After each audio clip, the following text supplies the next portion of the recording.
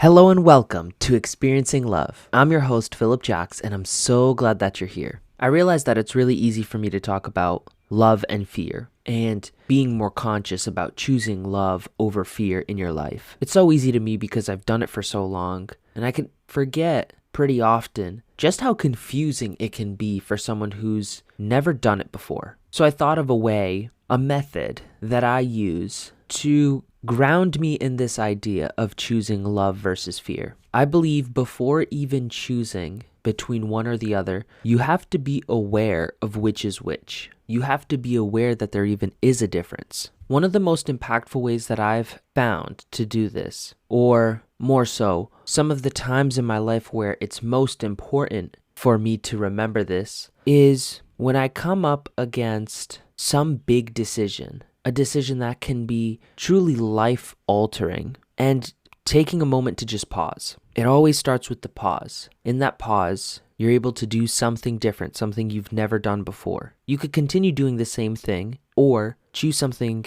that'll put you down a different path. So that all starts at the scene of a decision. And before you make a choice, I would recommend that you give yourself 24 hours before actually committing to one of those choices. And here's the reason why. Between now and 24 hours from now, at the scene of a decision, I want you to ask yourself multiple times throughout the day, which option would you choose? You don't have to make the decision then and there. Just find out which you would choose and why. And then put a pin in it, wait a few more hours, and ask yourself again. I find that one of two things can happen. Either you say the same choice every single time. You pick the same option each time, in which case there's absolutely no question that you should pick that choice. That's option one. The second option is that you realize at different points throughout the day, you make a different choice. When you notice that switch, when you notice there's a difference within just 24 hours of which you would choose, it's because you're much more on the fence than you realize, and you're going back and forth between love and fear. I use this method, I use this technique as a start because it's the easiest way to see the difference. Even though it's so close, in seeing that there is a change is proof that you can go from love to fear. Because in option one from before, if you're committed to one thing, you're either all in on the direction of love or all in the direction of fear. But it's hard to see any other option. It's hard to notice if you're in love or fear if you've never practiced it before. But when you're on the fence and you see that switch, and sometimes the switch happens multiple times throughout one day, it's easier to figure out how you lean when you're in love and how you lean when you're in fear. So once you do this for the 24 hours, and if you want, you could do it for longer if you want to gather more information, more evidence. But once you're done with the collection phase, you start asking yourself, how do you answer at different points throughout the day? And more specifically, how do you answer in different states, in different emotional states, physical states? What answer do you give right after a workout or during a workout at the gym? What choice do you choose when you're tired and it's right before bed? What do you choose right when you wake up? What do you choose when you're stressed? What do you choose when you're excited? Because our state will influence the choices we make. And the reason it's important to do this, especially with these life-altering events, is because if you make a decision too fast and you don't realize it's a decision out of fear, there can be some really negative consequences down the line. Sometimes it's equal to a slap on the wrist, or sometimes it's equal to extended pain over many weeks or many months even. God forbid, many years. Yeah, we might still feel some discomfort when we make a decision out of love, but that type of discomfort, i.e. pain, feels different than the one we feel out of fear. I don't want you to make decisions out of fear. I want you to at least know the option that you would choose when you're acting out of love. I find that I act out of fear when I'm tired and most stressed. So throughout the day, when I'm asking myself about some decision, what I would choose, if it's late at night, right before bed, I notice there's much more of a tendency to hide away or run or go back to what I'm comfortable with. I may cancel plans, I may isolate, and I do all these things out of fear. Versus right in the morning, when I'm at my highest energy and I'm feeling great, I notice I'm much more courageous, I'm much more adventurous, much more excited, and the choices I make reflect that and reflect needing more of that energy. And the reason you do this practice is just to get a feel for it, just to start. Because eventually, the more you do this, the more you can start asking yourself these questions in the moment, at the scene of the decision. You don't have to wait 24 hours. You can do this all in 24 minutes. After enough practice, you could do it in 24 seconds. It's as simple as getting to know yourself and knowing what types of decisions do you make when you're afraid and what types of decisions do you make when you're truly in alignment with who you are. You're feeling that overwhelming love that God and the universe has to offer. I make those decisions fast, especially when I notice. As I mentioned right in the very beginning, you first have to be able to pause. You can't change any choice or any decision unless you take that pause. So the pause is the first thing to get in your mind. Give yourself signals. Notice things. Notice patterns. If you could set up one of your patterns that you're already doing as a warning signal, as a red flag, you'll find that your mind and your body will automatically tell you when you need to pause and really focus on what's in front of you. I have that now all the time, and it's a truly powerful feeling. Instead of life happening around you, you're making life happen. You're conscious. You're aware. It feels powerful. And I'm not going too deep into the details about how you or someone else may act in love or fear, because I think it looks a little bit different for each of us. There's themes, of course, and I talk about them here all the time. But I want you to figure out for yourself, what does it mean to love? And what does it mean to be afraid?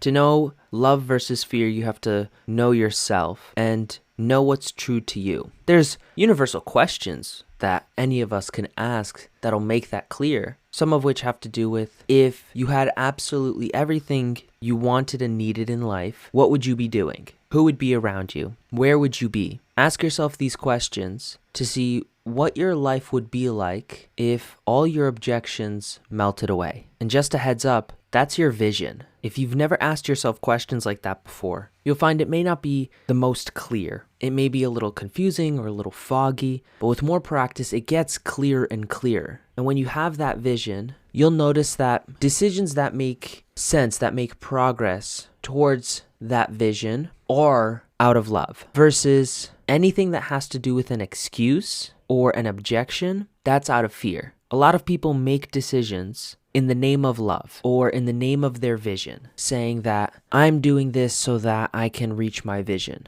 But what they fail to realize is that between them and their vision, the decision they're making is to battle some excuse or some objection they have. It could do with anything like feeling like they're not enough. So by choosing one option or the other, they will feel like they are enough.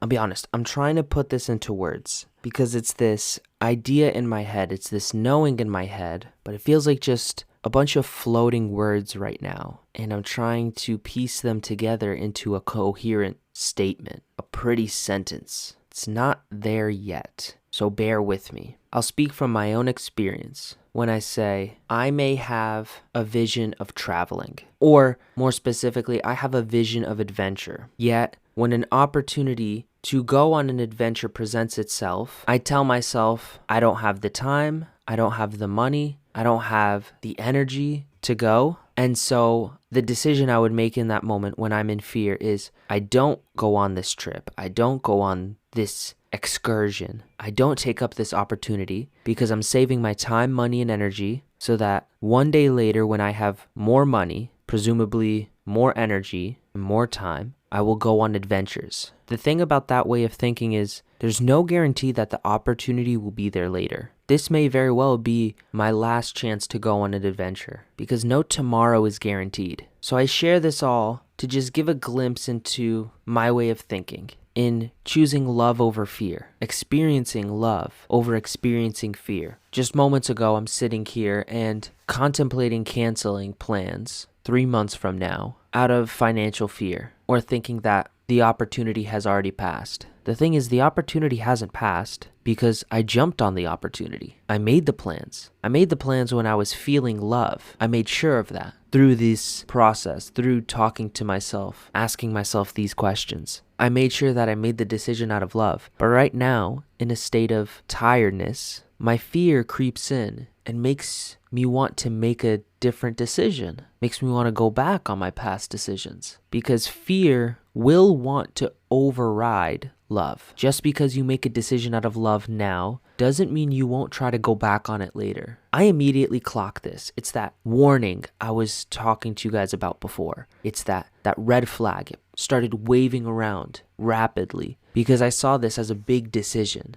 And instead of making this decision and taking some action, I instead told myself that, let me just talk to myself in the morning. Let me see how I feel tomorrow. Because if I feel the same way tomorrow, when I have more energy, I'm well rested, maybe after I've gone on a walk, if I feel the same way then, maybe there's more truth to it. Maybe there's more love than I first gave it credit. But if this is simply just a post-midnight thought of fear trying to keep me small in my life, well then, I don't want it. My brain could take it back. Because I only make decisions out of love. Love for myself, love for my family, love for my friends, love for the world, love for strangers, love for animals, love for places, love for experiences, love for memories, love for everything I have and love for everything I've lost, love for the past, love for the present, love for the future. With this short list I just gave you, it is just a mere fraction of the love that we can have today and every day. Every single one of the things I just mentioned is a source of love. In reading 8 Rules of Love by Jay Shetty, one thing that truly stuck out to me, dare I say the most, is at the end of the book, he talks about this idea that the more you practice love, the more love you have to give. And that it may start with just loving ourselves, and then loving another person, loving a family, loving friends. And the more you practice, the more that circle grows. It's only through insanely deliberate practice that I feel like I've gotten to a point where I truly have love to share and to give to even strangers I've never met before. I'd say I have even more love than that. It feels wild for me to say I have love for the whole world, but who's to say I don't? It's truly up to me. I decide who I love and who I don't, and I feel much better when I love. There's so much more to experiencing love than I ever gave credit to in my entire life until the beginning of this year, or I would say the end of last year. I often come on here. I get on my computer, open my recording software, and I ask myself, why is this podcast called Experiencing Love? Who am I trying to attract with this podcast? Who am I trying to attract with this title? Why Experiencing Love? And I realized that first and foremost, it is a reminder to me. It's a reminder for myself to choose love over fear. Obviously, I don't always talk about love specifically. Sometimes I talk about it in the literal sense. Love in relationships, love in yourself. But sometimes I show it in a different way. Instead of talking about love, I show you love through my actions. I'll go through the process of being in fear and reaching a place of love on the other end. I can do that without ever saying the words fear or love because it's just another angle, another perspective. This podcast is called Experiencing Love because there's nothing wrong with promoting more love in the world. With all the fear-mongering going on nowadays, I sometimes believe that a little bit of love can go a long way. And it's in those moments where I make the decision out of love that I'm not changing the title of this podcast. That this title is like this for a reason. And the people I'm meant to meet and the people that are meant to find this show may have the objections that I have. But in hearing 1 or 2 episodes, they get a little bit of a clear understanding and they stay. I'm still finding my way, figuring out what my lane is. And there's no doubt about it that I will find it. And it'll be through experiencing love. It'll be through stepping into fear, not running away from it. I made a commitment to myself and to the world that I will not run away from love anymore. Sometimes to get to love, we got to get through fear. No more running. Today we stay and we fight. I thank you for being here. I thank you for listening. No doubt this is a little bit lengthier than some of my previous episodes. And I hope you enjoy when these episodes go a little bit longer. There's a lot of love that's inside of you, and I hope that in listening you feel a little spark. You feel a seed being planted. Fan that flame. Grow that seed. The world needs your love. Please. I would say I don't want to beg, but honestly, if begging works, then I'll get down on my hands and knees. In truth, I just ask. Spread a little love today. Send someone a smile. It helps more than you know. Remember to always fill up with the love, and I look forward to seeing you in the next one. I love you.